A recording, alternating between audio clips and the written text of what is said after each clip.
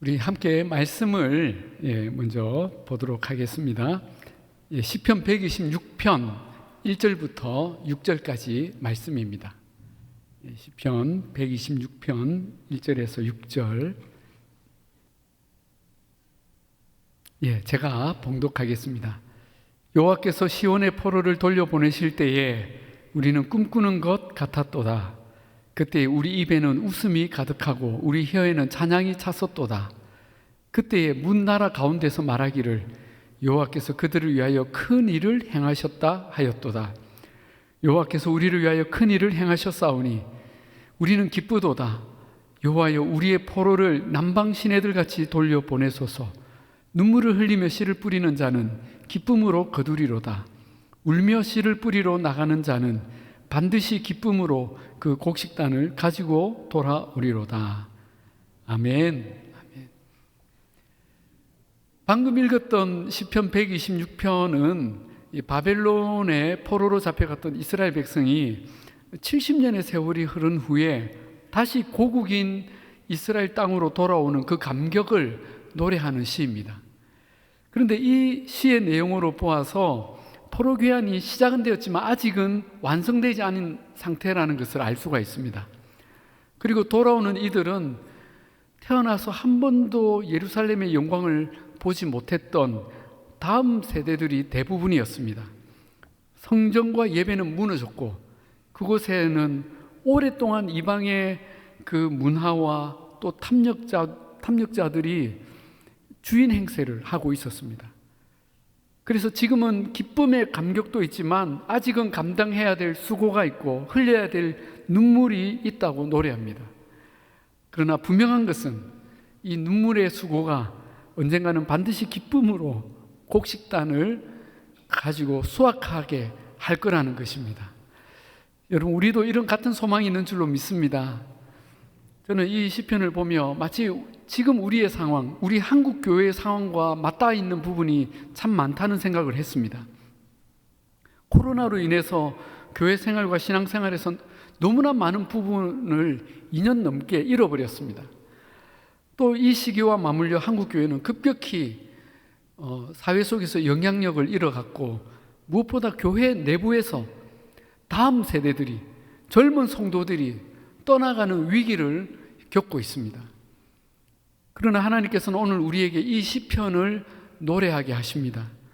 70년의 세월이 흘러 완전히 없어진 줄 알았던 이스라엘이 그 눈물의 세월 끝에 기적처럼 회복되었듯이 우리 하나님의 교회는 결코 망하지 않으며 반드시 그 영광을 회복하고 꿈을 꾸듯이 우리 다음 세대를 살려낸다는 것입니다. 아멘입니까? 예. 그런데 하나님은 우리에게 이 놀라운 꿈을 꾸고 그것이 성취되는 것을 보게 하십니다. 제가 작년 1월에 재직 세미나를 하고 이제 9월에 동사 목회로 부임하기까지 하나님께서는 제게 여러 가지 만남과 경험들을 하게 하셨습니다. 궁금하지 않습니까? 예. 그 여러 만남과 경험과 깨달음이 그런데 너무 신기하게도 하나의 방향과 비전으로 모아지고 있었다는 것입니다. 그 많은 일들이 있었지만 제가 그 중에 특별히 3가지만 여러분과 나누려고 합니다. 첫 번째는 서울의 예수마을 교회와의 만남입니다. 이 교회는 제가 다일교회를 사임하고 한동안 그 예배에 참석했던 교회입니다. 사실 담임 목사를 사임하니까 주일에 마땅히 갈 교회가 없어요. 그런 마음을 혹시 아실는지 모르겠는데 작년 초가 또 코로나가 아주 극성일 때라서 더 갈 곳이 없더라고요. 그래서 이제 제가 주일마다 집에서 부산중앙교회 온라인 예배만 드리다가 어떤 목사님의 소개로 그 서울의 예수마을 교회 예배에 참석하게 되었습니다. 미리 이제 연락이 된 거죠. 근데 이 교회는 아주 큰 감리교회이고 그 담임 목사님이 장하길 목사님이라고 아마 들어보신 분들 많으실 겁니다. 유명한 분이시죠.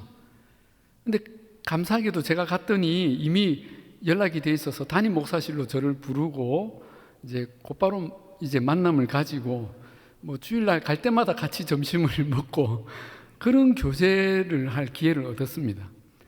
그러면서 이제 그 교회의 목회와 사역에 대해서 제가 보고 배울 기회가 있었는데, 제가 평소에 생각했던 목회를 이분이 이미 한 세대 전에 과감하게 시행해 오고 계셨던 것입니다. 제가 깜짝 놀랐습니다. 무엇보다 그 교회는 이 청년들을 위한 문화사역에 엄청나게 열려 있었습니다. 무슨 말이냐면, 청년부 너희들이 기독교 문화사역 한번 잘 해보렴 하고 맡기는 게 아니라 교회 전체 목회의 중심에 청년들의 문화와 사역이 자리 잡도록 교회가 적극 지원하고 있다는 것입니다. 그 한 예로 이렇게 본당에 딱 들어가면, 본당이 우리보다 좀 한 2배 정도 되는 것 같은데 몇 년 전에 리모델링을 했대요. 근데 딱 들어가면 여기가 교회구나라는 느낌보다 내가 콘서트장에 왔나? 그런 느낌이 들어요. 사진을 한번 보여주시겠습니까? 예. 딱 이게 무슨 콘서트 같죠? 그 다음 사진도요. 예. 그 다음. 예, 여기까지 보여주시면 됩니다. 자, 여러분 겁먹지 마십시오. 저도 이 정도까지 할 생각은 없습니다. 우리 교회를 뜯어고칠 생각은 없는데 저도 옛날 세대인 것 같아요. 근데 이 장하길 목사님은 곧 70이 다 되시는 분인데도 생각이 몇 세대를 앞서 가시는 겁니다. 그래서 교회에, 여러분 이렇게 하는 게 쉬웠겠습니까? 교회 어른들, 보수적인 분들을 다 설득해서 예배당을 우리 세대가 아닌 다음 세대를 위한 문화의 장소로 바꾸신 겁니다. 그러니 청년들이 아는 겁니다. 그 청년들이 그 교회를 가면 그런 소리가 들리는 것 같을 거예요. 나는 너희들에게 관심이 있다. 우리는 너희들에게 관심이 있다. 예. 젊은 세대들이 모여오기 시작했고 연예인들이 계속 전도가 되는 거예요. 뿐만 아니라 문화에 재능 있는 청소년, 청년들을 길러내기 위해서 2009년도에 서울 실용음악고등학교를 만들어서 지금까지 많은 인재를 길러냈는데, 이 학교 출신들이 최근 여러 방송사의 오디션 프로그램에 거의 뭐 1위부터 3위까지를 여기 출신 학생들이 다 해요.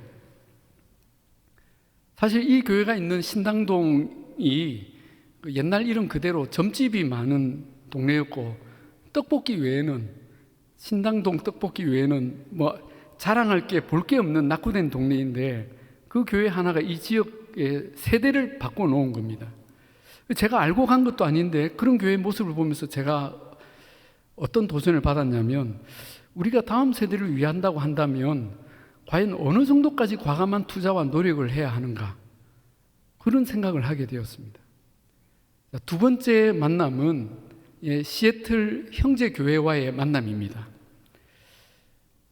이 교회는 제가 미국에 그 몇 달간 있으면서 예배 참석했던 교회인데, 제가 시애틀에 간 것은 그 전부터 이제 온라인으로 공부하던 그 미국 FIU 신학교의 그 교육학 석사 공부 마무리를 하기 위한 목적도 있었고, 또 미국의 현지인 교회, 또 한인 교회 등을 탐방하면서 이 목회적인 안목과 비전을 넓히기 위한 목적도 있었습니다.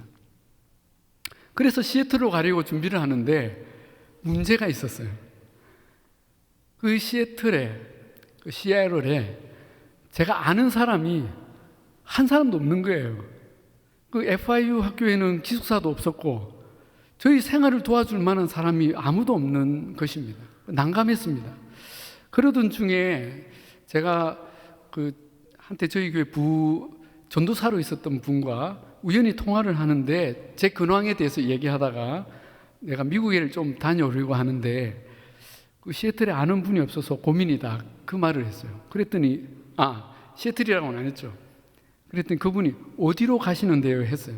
제가 시애틀이라고 하니까 그분이 할렐루야 하는 거예요.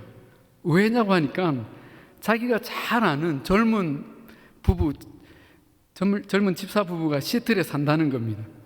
그렇게 해서 그 젊은 집사 부부를 소개받게 되었는데, 남편은 우리나라 그 S전자의 그 미국 지사에서 꽤 높은 지위에 있었고, 부인은 약사인데 출퇴근이 둘 다 자유로웠어요.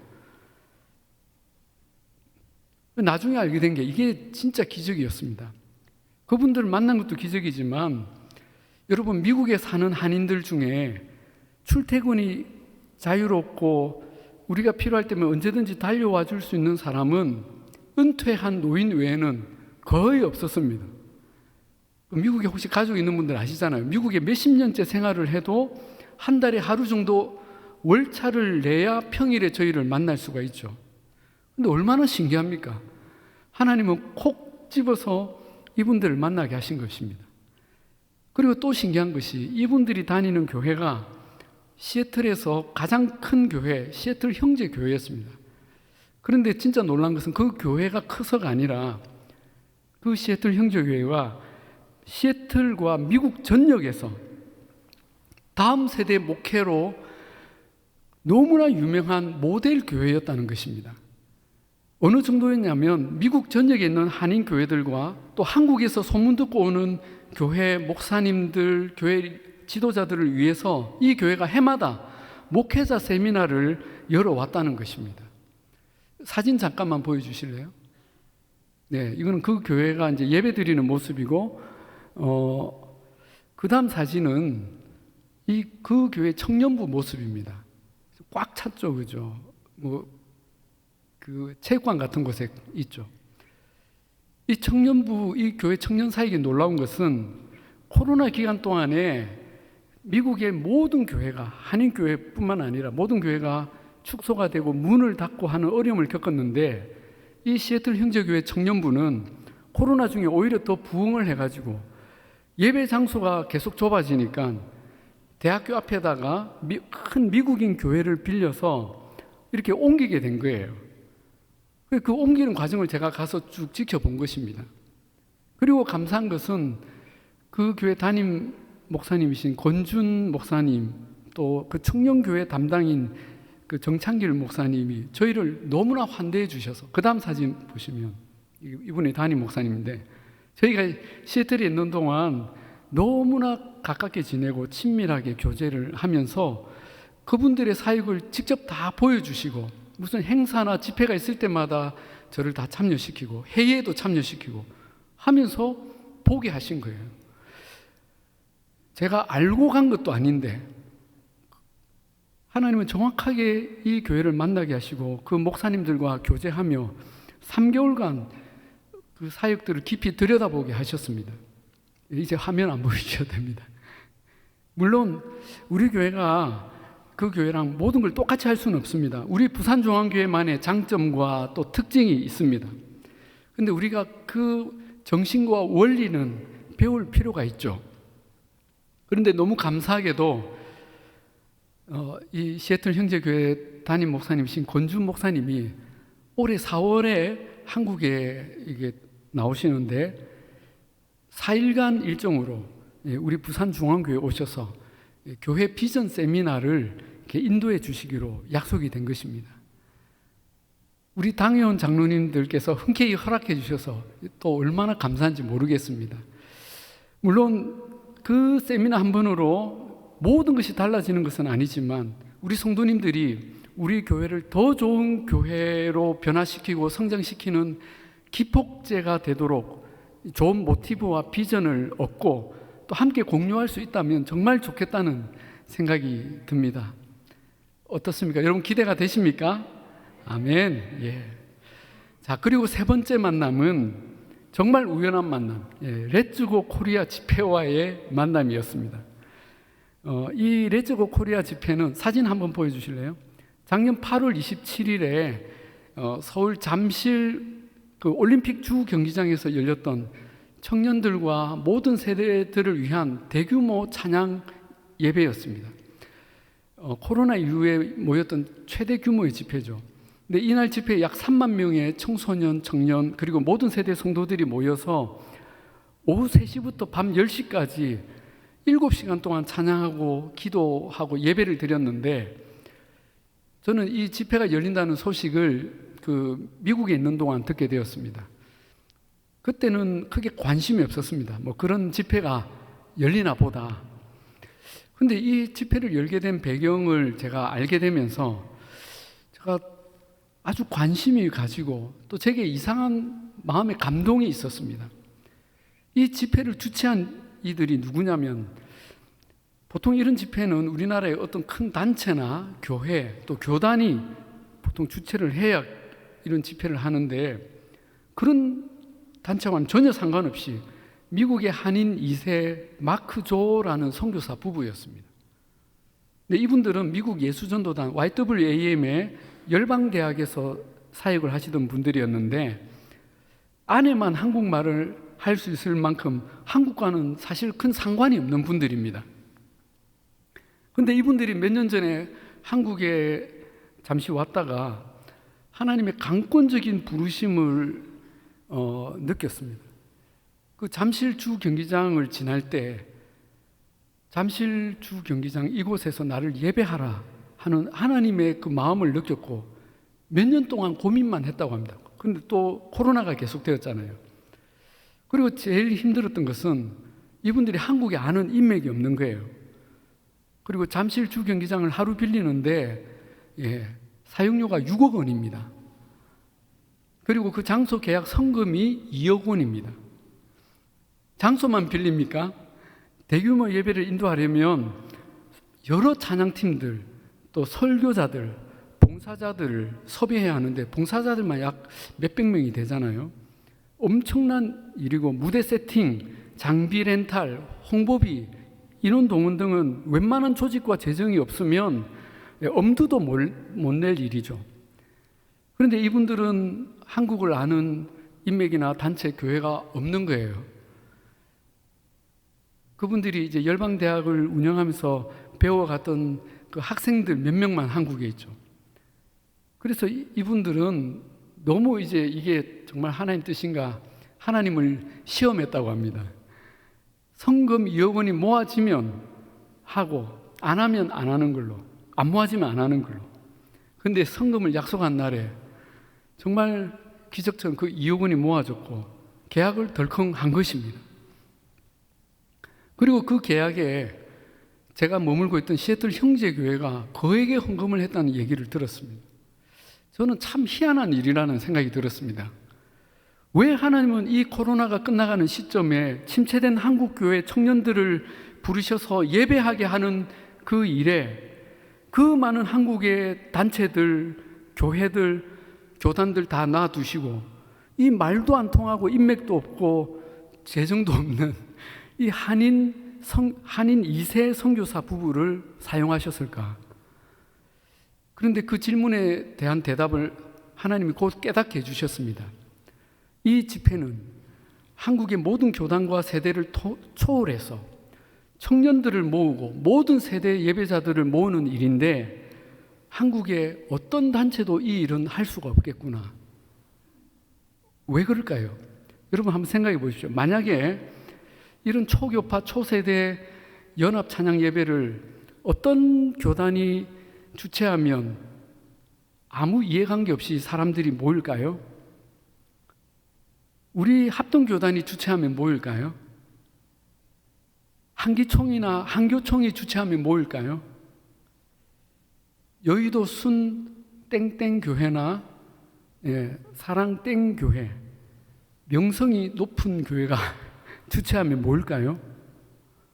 그 교회들은 자기 교인만으로도 그 올림픽 주교 경기장을 채울지 모르겠습니다. 그러나 다른 사람들은 오지 않죠. 그 교회의 힘을 과시하는 거라고 생각하기 때문이죠.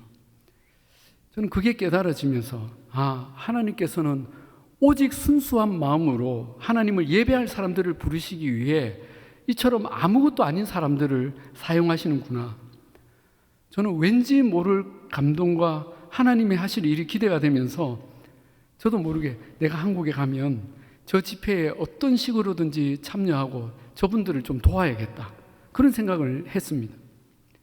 근데 정말 신기하게도 저희 부부가 한국으로 돌아오는 날 비행기를 타기 위해서 시애틀의 공항에 갔는데 저희 비행기 체크인 하는 줄에 우리 바로 앞에 이 두 부부가 떡 서 있는 겁니다.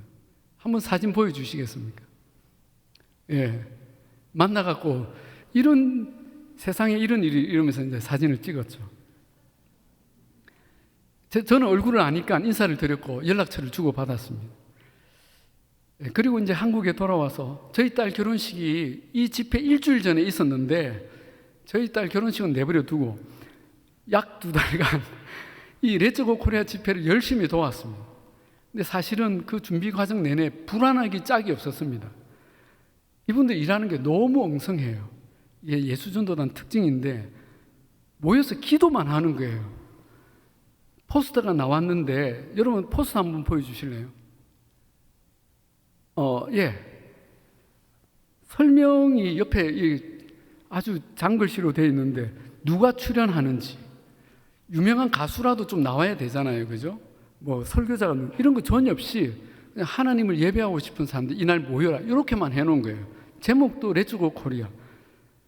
그리고 맨 위에 영어로 Presence of God, 하나님의 임재, 요 글자만 딱 써 있고, 그러니 내가 이 포스터로 과연 홍보가 될까 걱정이 되었습니다.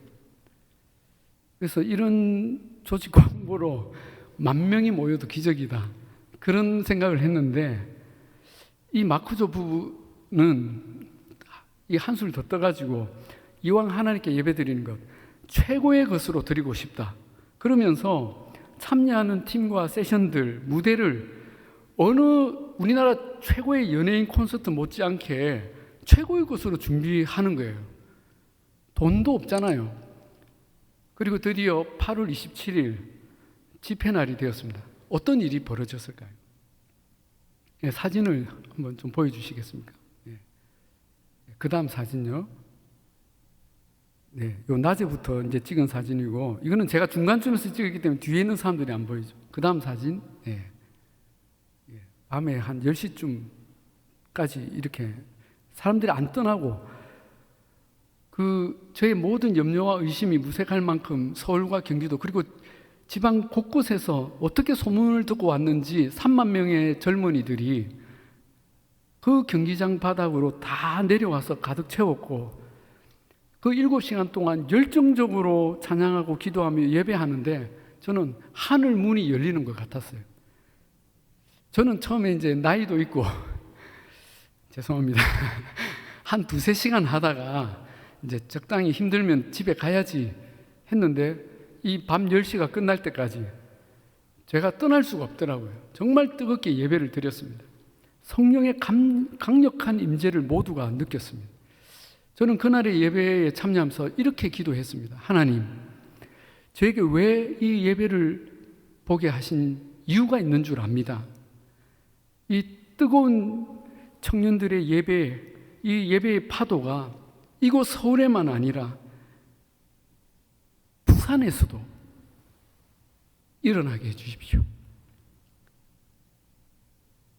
제가 갈 부산에도 새벽 이슬 같은 청년들이 예배를 위해 뜨겁게 일어나서 한국과 열방을 뒤덮는 부흥을 일으켜 주시옵소서. 그렇게 기도했습니다. 처음에는 의문도 있었습니다. 하루의 예배를 위해 굳이 올림픽 주경기장에서 10억 원의 돈을 지불하고 그 많은 인원을 모으고 최고의 예배팀과 세션과 무대를 꾸미는 일이 과연 그만한 가치가 있는가? 근데 여러분, 그 10억 원 누구의 것입니까? 하나님의 것이죠. 처음부터. 저는 그날 분명히 깨달았습니다. 예배를 위해 어떤 대가를 지불하더라도 그것은 결코 낭비가 아니다. 진짜 낭비는 하나님이 주신 것으로 아무것도 하지 않는 것이다. 나를 위해서만 쓰는 것이다. 그날의 예배는 코로나 이후 한국 교회 전체가 이 영적 붕괴를 경험했던 시점에 하나님께서 새로운 소망과 비전을 주신 특별한 사건이었다고 저는 믿습니다. 저는 제가 그 현장에 있었다는 것이 얼마나 감사했는지 모릅니다. 하나님께서는 그 예배를 기쁘게 받으셨고 그 예배는 그만한 대가를 치를 가치가 충분히 있었습니다. 사랑하는 여러분, 저는 우리 부산중앙교회에서 그런 순수한 예배, 하나님께 온전히 드려지는 예배를 드리고 구약시대 수많은 소와 짐승들을 아낌없이 바쳤던 그 예배의 정신이 살아나기를 소망합니다. 이 외에도 하나님께서는 많은 만남과 또 은혜들을 경험하게 해주셨는데 이 모든 과정들을 통해 하나님께서 우리 부산중앙교회에 허락하신 비전들을 제가 크게 4가지로 여러분과 함께 나눌까 합니다. 그 4가지는 지금 저기 배너에도 이렇게 기록이 되어 있는데 저를 따라 하나씩 이렇게 외쳐보겠습니다. 성령이 역사하는 예배 공동체, 신앙이 성숙하는 제자 공동체, 다음 세대를 세우는 비전 공동체, 세상으로 나아가는 선교 공동체. 아멘. 예. 제가 이 4가지를 하나씩 살필 텐데 중간에 1번을 하고 쉬는 시간을 가질 겁니다. 예. 첫 번째는 성령이 역사하는 예배 공동체입니다. 여러분, 아까도 이야기했지만 우리 신앙생활에서 가장 중요하고 절대로 포기할 수 없는 것이 예배입니다.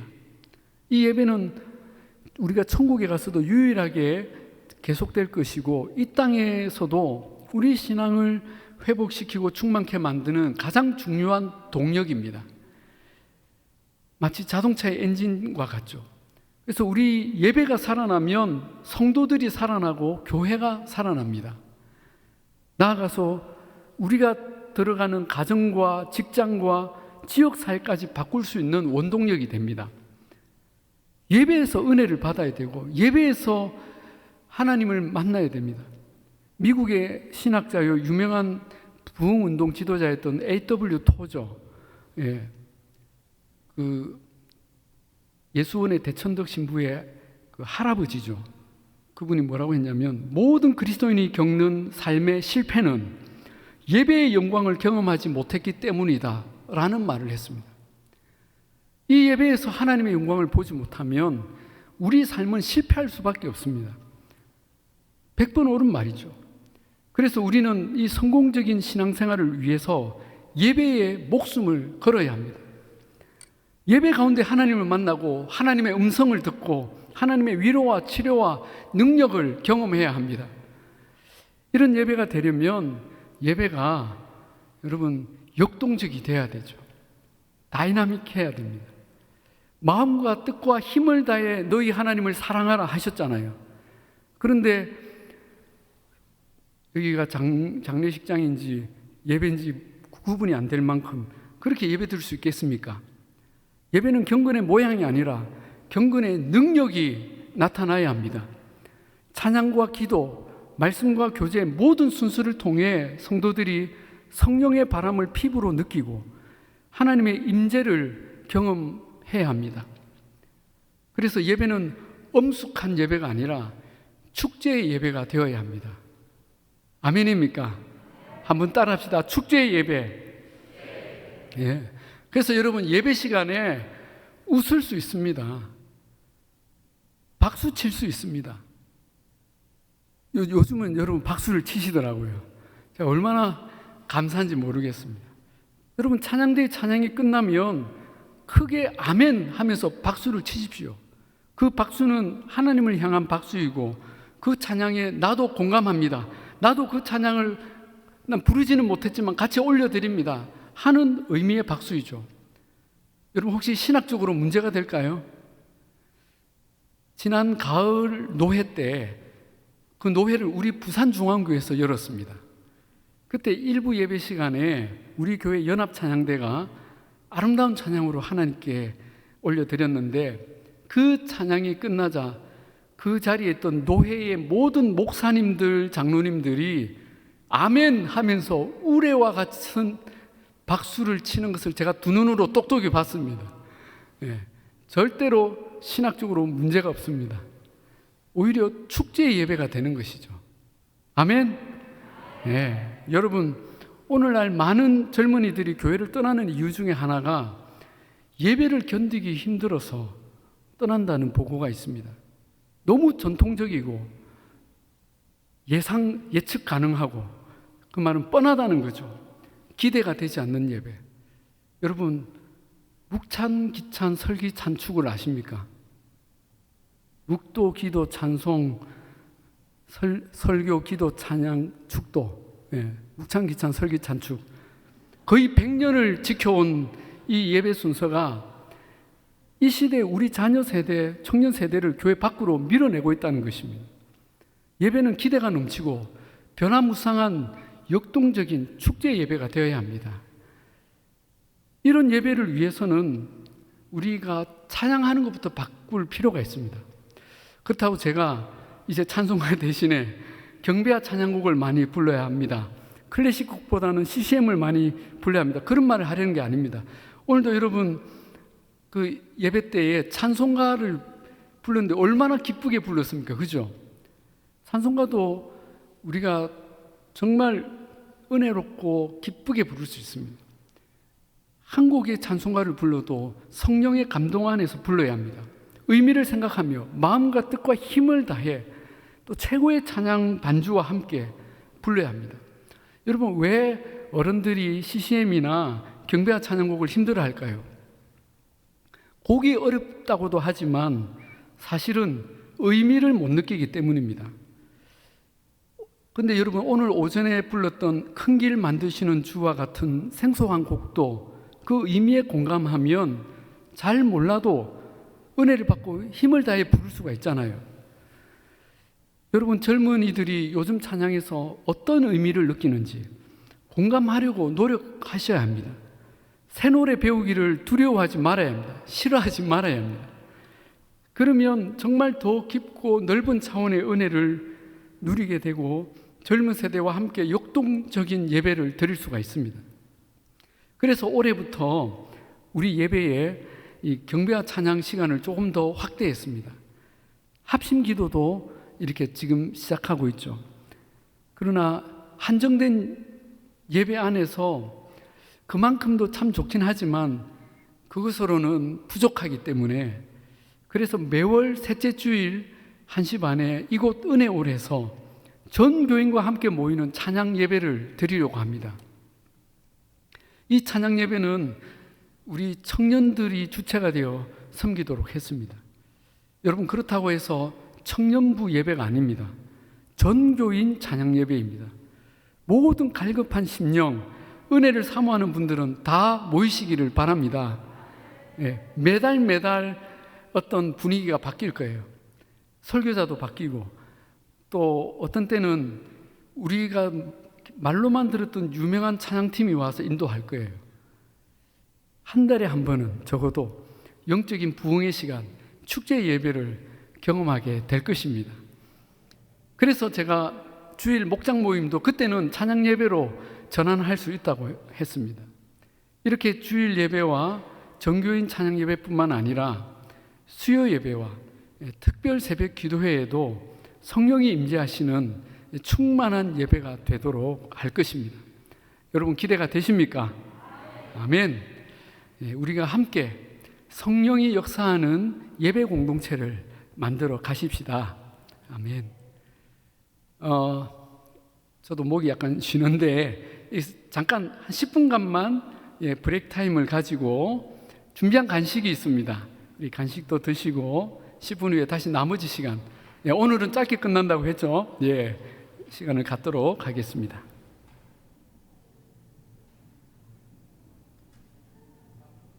방송실은 음악을 잠깐 틀어주셔도 됩니다.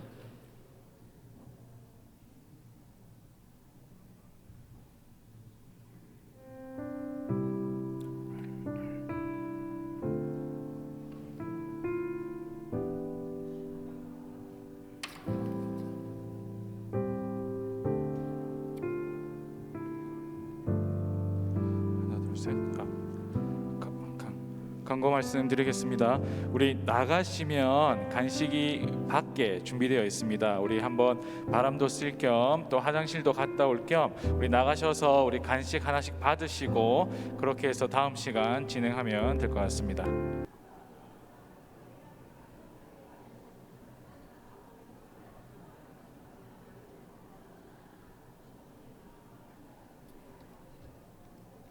예, 오늘 이 간식은 우리 박경수 권사님과 김훈옥 권사님 두 분이서 이렇게 만들어 주셨다고 합니다. 예, 감사합니다. 예, 우리 박수 한번 칩시다. 예, 고맙습니다. 자, 이제 강의를 이어서 또 나머지 부분들 함께 나누겠습니다. 두 번째는 첫 번째가 성령이 역사하는 예배 공동체죠. 자, 두 번째는 신앙이 성숙하는 제자 공동체입니다. 자, 이 부분은 우리 교회가 정말 잘 하고 있는, 잘 해왔던 것들이죠. 그동안 우리 최은범 목사님의 목회 아래 제자훈련이라는 좋은 신앙 프로그램을 20년 동안 이렇게 진행해 왔고, 이 목장 모임이라는 소그룹 목회가 잘 정착되어 왔습니다.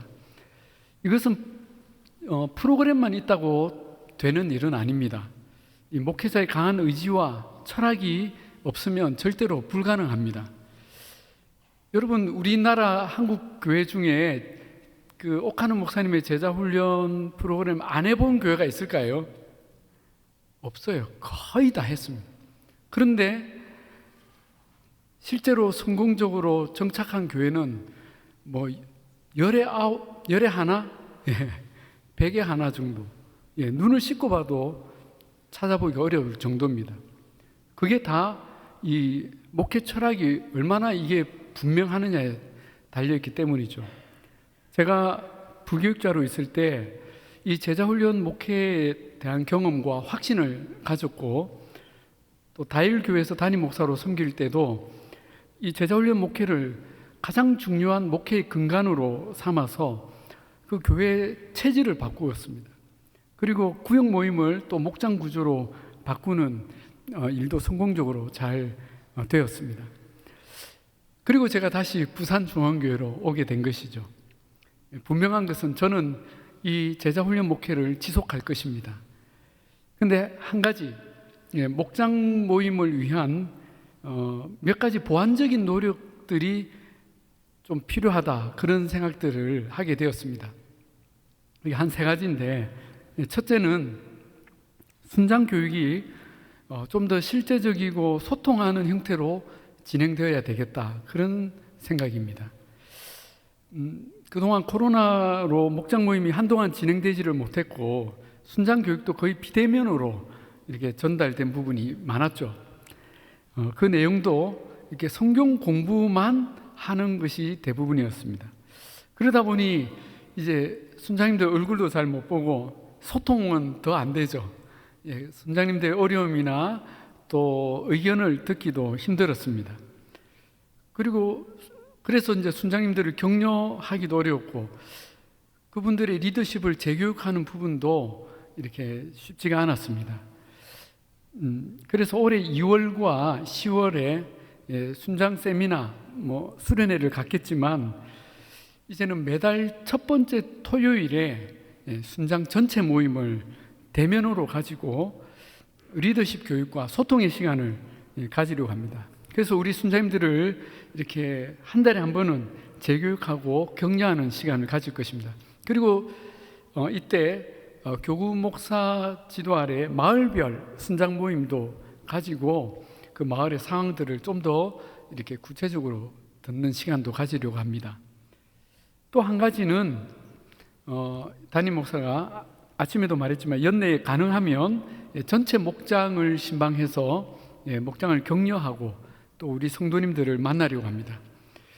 물론 매주 진행되는 그 순장 교육은 종전과 같이 수요 기도회 후에 갖고 영상도 함께 제공할 것입니다. 또 쉬는 순장들을 위한 특별 목장도 만들 계획을 갖고 있습니다. 이 쉬는 순장님들이 몇 분이 계신데, 아까 제가 담임 목사 그만두면 갈 교회가 없다고 했잖아요. 그것처럼 순장님들이 쉬고 나면 어디 소그룹에 목장에 들어가기가 애매해서 이렇게 혼자 독립운동하고 계신 분들이 좀 계십니다. 그래서 이분들을 좀 잘 격려하고 또 다시 순장으로 복귀할 수 있도록 이렇게 도우려고 생각합니다. 그리고 두 번째 과제는 목장 모임의 개편입니다. 많은 목장들이 그동안 모임을 참 잘해 오셨는데 한 가지 이제 문제는 어떤 목장의 경우에 너무 오랫동안 순원들의 변화가 없으니까 이제는 모여도 이게 크게 새로울 게 없다는 거예요. 공부를 해도 여러분 인생에 뭐 힘들고 어려운 때가 없었습니까? 10년 전부터 들었던 얘기를 또 하고 이렇게 하니까 이게 이제 어렵다는 거죠. 사실은 목장은 새로운 순원들이 자꾸 들어오고 또 적어도 2, 3년에 한 번씩은 분가를 해야 그게 정상입니다. 근데 이제 사정에 따라서 그렇지 못한 목장들이 있는 거죠. 또 분가를 잘하는 목장들도 있잖아요.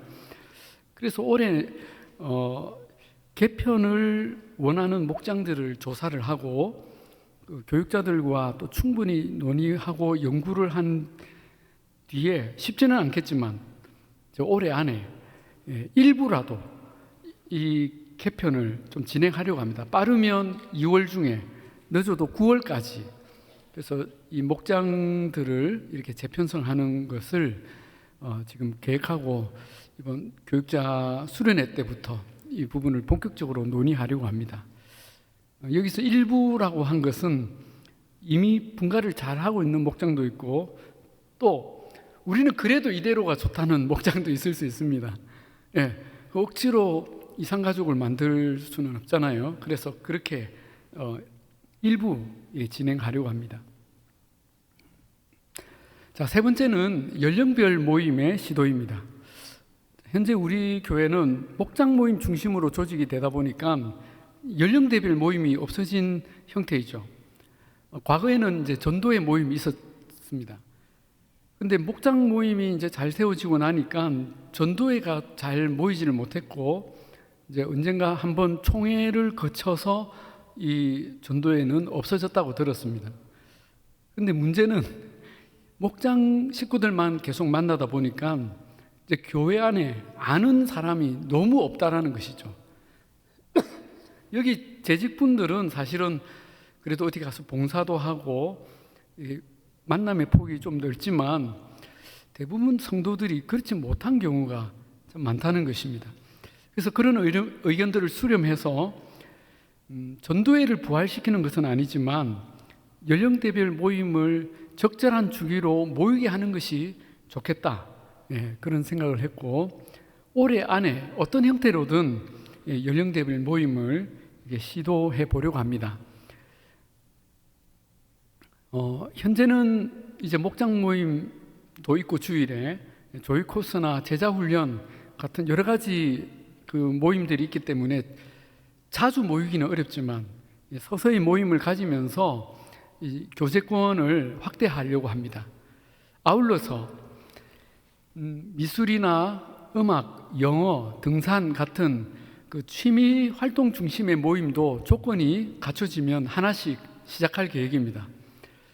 혹시 뜻이 있으신 분들은 좋은 제안들을 해주시면 그렇게 사람들을 모으고 왜냐하면 그림 그리는 모임이다. 그런데 가르쳐 줄 사람이 있어야 되잖아요. 그죠? 혹시 그렇게 또 자원할 분이 계시거나 어떤 악기를 가르쳐 주시거나 이런 분들이 있으면 이제 이런 분들도 모아서 이렇게 모임을 가지려고 합니다.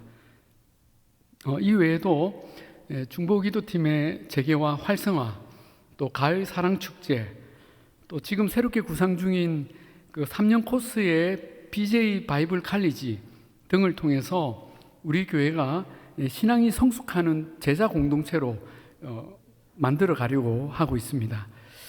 이 일을 위해서 누구보다 재직 여러분께서 적극 참여해 주시고 또 서로 잘 격려해 주시기를 당부드립니다. 자, 크게 세 번째는 다음 세대를 세우는 비전 공동체입니다. 우리 한번 따라합시다. 다음 세대를 세우는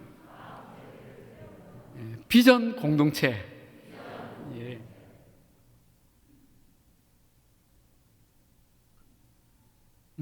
사실 저는 이 세 번째 목표, 다음 세대를 세우는 일에 저의 목회에 가장 큰 방향성을 두고 있습니다. 초두에서 말씀드렸지만 하나님께서는 제가 부산중앙교회 오기까지 많은 만남과 경험들을 통해 이 비전을 계속 보여주셨습니다. 부산중앙교회 모든 목회를 통해 너는 다음 세대를 살려라. 늘 그 음성을 듣는 것 같았습니다. 그래서 이것이 저의 제일 큰 사명이 되었습니다. 그리고 우리 모두의 사명이기도 합니다. 왜냐하면 우리가 적어도 앞으로 10년 이내에 다음 세대를 살리고 지켜내는 일에 실패하면 한국교회는 걷잡을 수 없는 쇠락의 길로 빠지고 말기 때문입니다. 그래서 앞으로의 10년이 한국교회를 위한 골든타임이고 마지막 기회입니다. 제가 이렇게 얘기를 들어보면 참 심각한 이야기들이 너무 많아요. 여러분, 신학교도 지금 인원이 계속 줄어들고 있고, 통폐합되고, 또 어떤 신학교는 문을 닫을 거라고 하는 얘기가 지금 계속 들려오고 있습니다. 저는 어쩌다가 고신, 총신, 장신 세 학교를 다녔습니다.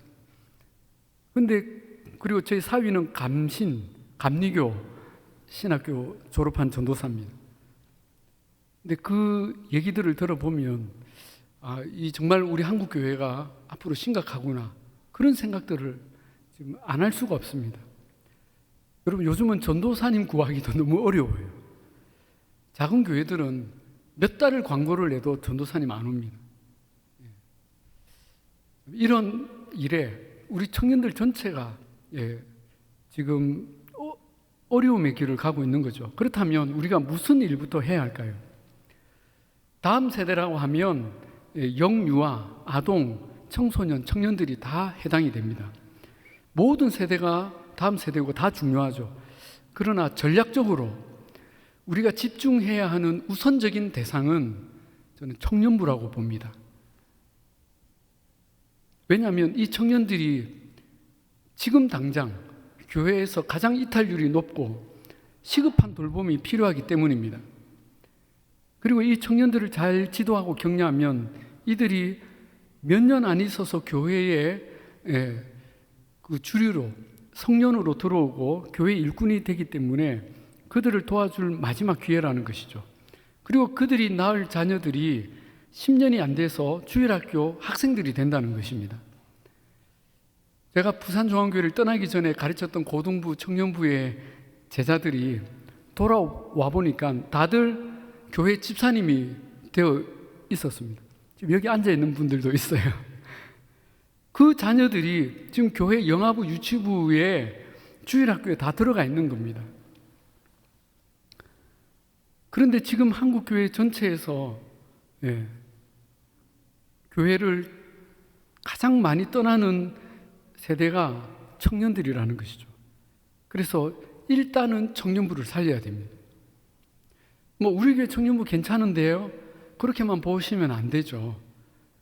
원래는 이것보다 훨씬 더 역동적이고 살아있어야 됩니다. 여러분, 이렇게 되려면 무엇부터 해야 될까요? 계속 그것을 고민하고 있습니다. 일단 종전에 청년장학위원회를 청년사역위원회로 이름부터 바꿨습니다. 왜 하는 일이 크게 다르지 않겠다고 생각하겠지만 그래서 장학금 주는 일만 전체 일로 생각을 할 수가 있겠다 싶어서 어쨌든 청년들을 매월 정기적인 모임을 가지면서 이 청년사역에 대해서 대화하고 연구하는 일을 시작해야겠다. 그리고 가장 우선적인 것은 우리 청년들이 무엇을 원하고 무엇을 힘들어하는지 경청하고 공감하고 이해하려는 마음을 가지는 것부터 해야 됩니다. 우리 교회는 안 그러겠지만 한국 교회 청년들이 교회를 떠나는 가장 큰 요인이 1위가 목회자 때문이고 2위가 헌신 강요 때문이라고 합니다. 여러분, 그래도 우리 목사님이 좀 내 마음을 알아주고 우리 마음을 알아준다 생각하면 남아있으려고 했는데 너무 이상하게 가니까 우리 마음을 몰라주니까 떠나는 거죠. 그리고 두 번째는 헌신 강요를 했는데 목사님을 제외한 모든 교회 어른들이 헌신을 강요한다는 거죠. 이게 무슨 말이냐면요, 청년들을 보면 그들의 마음을 헤아리고 격려하고 칭찬하고 지지해 주기보다 옷이 그게 뭐니? 예배를 이렇게 드려도 되겠니? 하고 지적부터 하는 것이죠. 훈계하고 우리 때는 이러지 않았는데 라 때는 어땠는데 이러면서 어떻게 하라고 계속 강요한다는 것입니다. 참, 여러분 하나님 웃으실 것 같아요. 너 때는 안 그랬어? 야, 비디오 틀어줘. 네. 여러분 아까 제가 만났던 몇몇 교회들은 이런 부분에서 그 교회 목회자와 성도들의 철저한 배려와 헌신에 제가 감동을 받았습니다. 밑 빠진 독에 물 붓게 한다는 소리를 들을 만큼 재정적인 지원과 투자를 아끼지 않았습니다.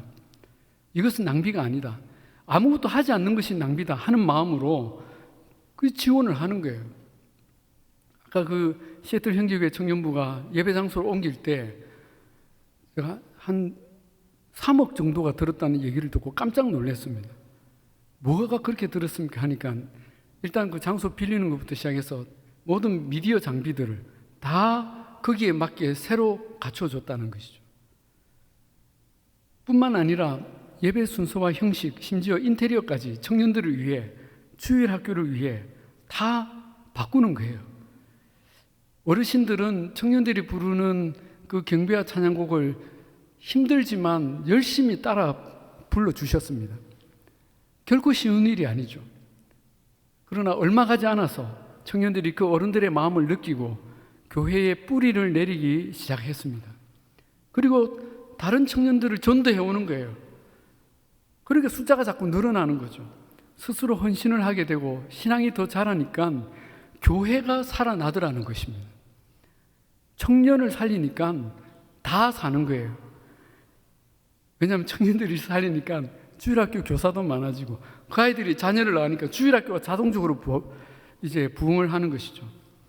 아까 읽었던 시편 126편에 울며 씨를 뿌리러 나가는 자는 반드시 기쁨으로 그 곡식단을 가지고 돌아오리로다 이 말씀이 있죠. 우리가 잘 아는 말씀이지 않습니까? 근데 여러분 이 말씀 보면서 좀 이상하다는 생각하지 않았습니까? 왜 씨를 뿌리는데 그냥 뿌리면 되지 울며 씨를 뿌릴까? 울며 씨를 뿌릴까?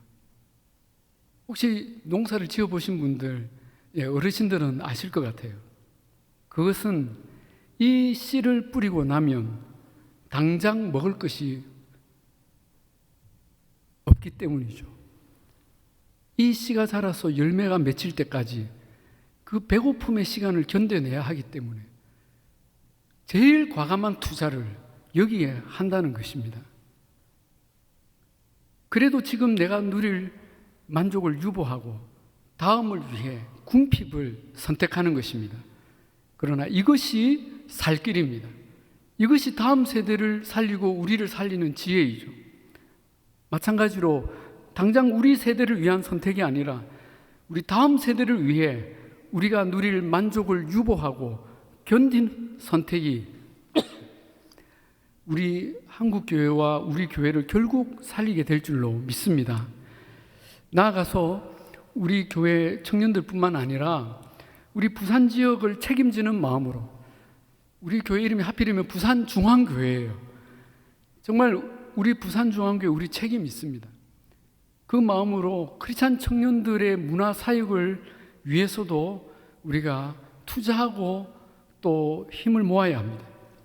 감사하게도 올해 우리 교회에서 그런 예산도 일부 세워주셨습니다. 작년에도 말씀드렸지만 저에게는 하나님이 주신 꿈이 있습니다. 우리가 재능과 비전을 가진 청년들을 발굴하고 젊은 사역자들을 세워서 부산 경남 지역을 대표하는 최고의 찬양팀, 최고의 문화팀을 만들고 부산이 기독교 청년 문화의 성지가 되게 하는 것입니다. 다 서울로 가는데 이제는 바뀌어서 청년 문화 사역을 배우려면 부산으로 가야 한다는 말이 나오도록 하는 것입니다. 왜 안 됩니까? 요즘은 예전에는 영화를 하려면 다 충무로로 갔는데 지금은 영화 하면 부산이지 않습니까? 저는 청년 문화 사역도 저는 이것이 가능하다고 생각합니다. 우리 교회는 그런 면에서 많은 장점이 있고 인프라가 있고 가능성이 있습니다. 저는 우리 부산중앙교회가 재능 있는 그런 비전을 가진 젊은이들이 모이고 오고 싶어하는 기독교 문화사역의 중심지가 되기를 소망합니다. 하나님께서 반드시 우리를 통해 다음 세대를 위한 부흥을 일으키실 것입니다. 우리가 이것을 위해 지금 울며 씨를 뿌려야 할 것입니다. 기도의 눈물, 그리고 재정의 눈물, 우리의 헌신의 눈물, 배려의 눈물들을 흘리면서 우리 다음 세대를 살려내면 반드시 기쁨으로 그 곡식단을 가지고 하나님 앞에 설 날이 올 줄로 믿습니다. 여러분, 그런 마음이 분명하시면 우리가 앞으로 우리 청년들이 하는 일을 적극 격려하고 칭찬하고 응원해 주시기 바랍니다. 다음 주 정교인 찬양 예배에 내가 살고 청년들을 살린다는 마음으로 여러분 참여하십시오. 아멘. 네. 내일부터 특세에 뭔가 달라질 거라 했는데 우리 청년들이 이 강단에 가득 서서 찬양을 인도할 것입니다. 얼마나 귀합니까? 밤새 게임하는 청년들이 그 새벽에 나온다니요. 네. 이건 기적이잖아요. 여러분들이 정말 사랑하는 마음으로 함께 찬양하시고 보일 때마다 칭찬해 주시고 그리고 격려해 주시면 이 청년들이 우리 교회의 어른들의 마음을 알게 되고 용기를 가지고 또 이 교회를 사랑하고 떠나지 않게 될 줄로 믿습니다. 자, 마지막으로 네 번째는 세상으로 나아가는 선교 공동체입니다. 한번 따라합시다. 세상으로 나아가는 선교 공동체.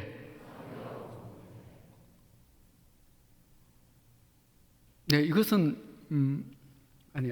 끈데기 같네요. 크게 전도와 또 사회 선교, 또 국내외 선교로 나눌 수가 있습니다. 첫 번째 전도는 사실 올해부터는 코로나 때문에 못했던 새생명 축제를 열어야 합니다.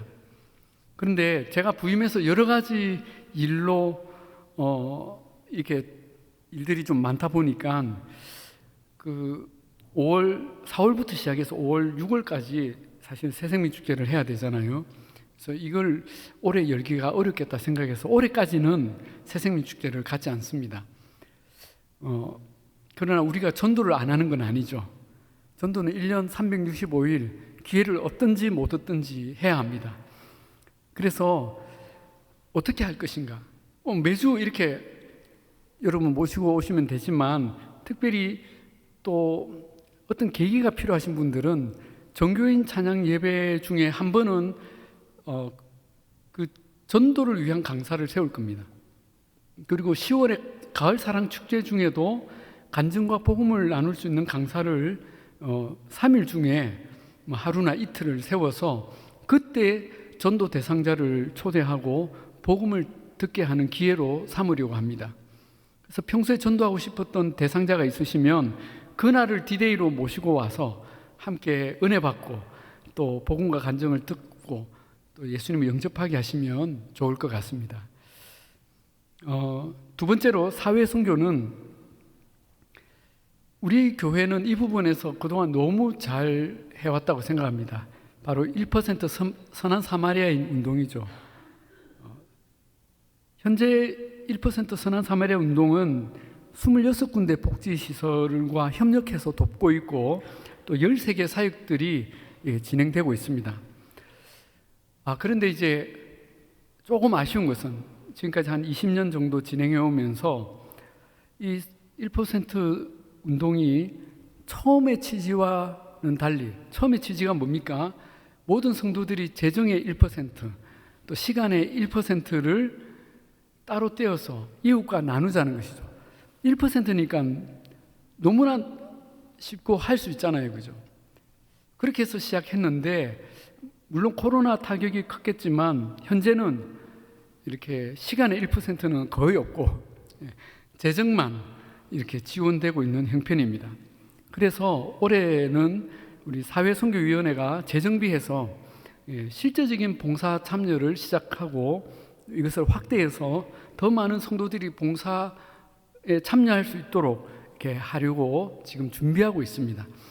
이것을 위해서 지금 사회선교위원회가 또 모이고 또 연구하고 준비하고 있는데 여러분이 또 많이 참여해 주시고 정말 내가 몸으로 가든지 아니면 기도라도 여기는 내가 집중적으로 해 주겠다는 마음으로 전 교인이 다 참여해야 됩니다. 그렇게 될 수 있기를 바랍니다. 제가 이제 있던 교회가 다일교회이고 다일 공동체에서 제가 바포 본부장을 하다가 이렇게 또 그 사역들을 계속 해왔는데 정말 교회가 이 일들을 하는 것을 하나님이 굉장히 기뻐하십니다. 그리고 그 일을 할 때 교회가 복을 받습니다. 특별히 저는 이제 비영리 사단법인을 조직해서 또 2개의 그 공동생활 가정, 그 뭐라고 부르죠? 그룹홈, 부모님이 없는 그 아이들의 그 그룹홈을 이렇게 운영을 했었는데 그것도 참 많이 이렇게 은혜가 되었습니다. 이 아이들이 나중에 잘 자라서 사회로 독립해서 나가는 아이들 한 명 한 명 볼 때마다 정말 우리가 이 일을 잘했구나 그런 생각을 했는데 우리 부산종안교회도 이런 귀한 일들이 계속 이렇게 많아지면 좋겠습니다. 세 번째는 해외 선교입니다. 이제 마지막입니다. 사실 선교는 우리가 이 땅에 존재하는 최고의 지상 과제입니다. 우리가 하는 모든 신앙 활동과 사역의 정점이 바로 선교입니다. 예를 들어서 우리가 이 예배를 뜨겁게 드려서 하나님께 영광 돌리고 그리고 뭐 합니까? 선교하는 거예요. 모든 예배는 선교하는 것입니다. 왜 선교합니까? 예배 드리게 하기 위해서입니다. 선교와 예배가 이게 따로 떨어져 있지 않죠. 왜 우리가 다음 세대를 살리고 청년들을 살리고 부흥시키려고 합니까? 그들을 통해서 선교 완성을 이루기 위해서입니다. 우리 자신을 계속 존속시키기 위한 목적만이 아니라는 것이죠. 하나님의 뜻을 이루는 데 있습니다. 제가 지난번에도 말씀드렸지만 제가 미국에 있는 동안 2번의 선교 대회를 참여했는데 정말 선교사님들의 연령이 이제 은퇴를 제일 긴 분이 10년 정도밖에 안 남은 분들이 곧 은퇴할 분들이 대부분 모이시더라고요. 선교사 연령이 이렇게 많아지고 있다는 것입니다. 2000년대 들어온 이후로 이 선교에 헌신하는 우리 청년들이 많이 없어졌기 때문입니다. 우리 청년들이 단기로 가든 중기로 가든 아니면 장기로 헌신하든 이렇게 선교에 헌신하는 일들이 많아져야 합니다. 감사하게도 우리 부산종안교회가 이 사역을 그동안 잘 감당해 왔습니다. 우리 선교위원회는 정말 우리 교회같이 열심히 하는 교회가 있을까 할 정도로 정말 최선을 다해서 잘 섬겨온 것을 제가 압니다. 그러나 우리가 주님 오시는 그날까지 결코 자만하지 않고 방심하지 않고 이 사역을 지속하고 확대해 나가야 할 것입니다. 올해 구체적인 해외 선교 계획은 담임 목사가 선교위원들과 함께 연내 1개 나라 이상 파송지를 방문하고 또 선교사님들과 사역을 격려하고 또 해외 봉사 계획을 세우려고 생각합니다. 그리고 지난번 안식년을 보내신 곤바나바 최드보라 선교사님을 V국으로 재파송했습니다. 그리고 고 김아굴라 선교사님의 부인인 최브리스가 선교사님을 이제 곧 O국에 재파송하고 또 제2기 선교의 새로운 틀을 세워가도록 우리가 도울 것입니다. 그리고 장기적으로는 우리 모든 목장이 파송과 후원 선교사들을 각각 1:1 동력 관계로 돕는 것입니다. 자, 이게 무슨 말 했는지 여러분 잘 들으셔야 됩니다. 모든 목장이 우리가 후원하고 파송한 모든 선교사님과 각각 1:1 동력 관계를 맺는 것입니다. 우리가 돕는 선교사님들이 좀 많이 있잖아요, 그죠? 그분들 우리 목장에서 입양하는 것입니다. 어떤 선교사님은 두세 군데 목장에서 이렇게 관계를 맺을 수 있습니다. 그렇게 해서 목장은 그분들로부터 이렇게 선교 편지를 직접 받는 것이죠. 물론 선교위원회를 경유해야 됩니다. 선교위를 경유해서 직접 받고, 그렇게 하면서 그 선교사님을 위해 기도할 뿐만 아니라 재정적인 후원도 그렇게 직접 할 수 있는 길들을 좀 만들려고 합니다. 그리고 기회가 되면 그 목장이 이렇게 준비를 해서 그 선교사님 계신 선교지에 해외 봉사를 가시는 거죠. 그렇게 되면 이 선교 사역은 교회의 선교 사역이 아니라 우리의 선교 사역, 나의 선교 사역이 되는 것입니다. 이런 일들이 참 필요하다고 생각합니다. 선교사님들이 한 번씩 오셔서 선교 보고를 하면, 아, 저런 선교사님 계셨나? 참 귀한 일을 하시는구나. 우리 교회가 저런 분을 돕구나 라고 생각하고 멀리 생각한다는 것이죠. 그러나 우리 목장에서 이분을 직접 돕고 소식을 주고받으면 그 선교사님에 대한 마음이 달라지는 거죠. 그렇게 해서 내가 돕는 선교사님, 내가 지원하는 선교사님, 이 개념으로 이렇게 만들어 가야 한다고 생각합니다. 앞으로 우리 선교위원회와 또 당회와 이런 구체적인 논의들을 통해서 이런 모습들을 좀 만들어 가려고 생각합니다. 자, 여기까지. 자, 올해 우리 부산중앙교회가 함께 나아갈 방향과 목표를 함께 나누었습니다. 여러분, 우리는 이미 부산중앙교회라는 배에 타서 2023년이라는 이 바다의 항해를 시작했습니다.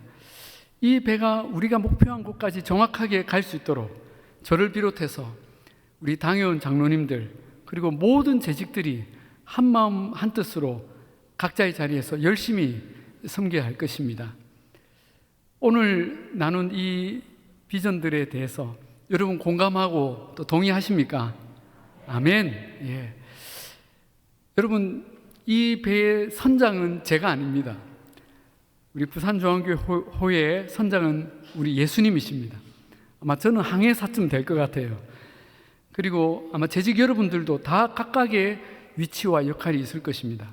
바라기는 우리 모두가 역할과 위치하는 일이 다르지만 한 마음과 한 비전으로 그 역할을 잘 감당해서 우리 부산중앙교회호가 산으로 가지 않고 암초에 걸리지 않고 안전하고 유쾌한 항해를 통해서 우리 주님이 원하신 그 목적지까지 잘 도달할 수 있기를 우리 주님의 이름으로 축복합니다.